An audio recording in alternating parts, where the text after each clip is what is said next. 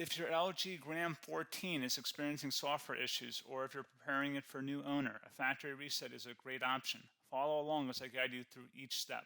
So this should hopefully be a pretty straightforward process, guys, and without further ado, let's go ahead and jump right into it. It's supposed to not delete your personal files. I strongly suggest that you create a backup of any important files or documents before you proceed, because even though it might say that it's going to save your personal files, there's no guarantees that it will, so just keep that in mind, and we're going to go ahead and jump right into it. So we're going to go ahead and start by right-clicking on the Windows Start menu, and we're going to select the settings. You want to select System, and then on the right side, scroll down until you get to Recovery. Reset Advanced Startup Previous Version of Windows. Go ahead and open that up. So we're going to start by going underneath Recovery Options, reset this PC, choose to keep or remove your personal files, then reinstall Windows. Go ahead and select Reset PC. Underneath Choose an option, Keep My Files removes apps and settings but keeps your personal files. Now, like I said, there's no guarantee, but you still want to create a backup, but we are going to select that for today's tutorial here.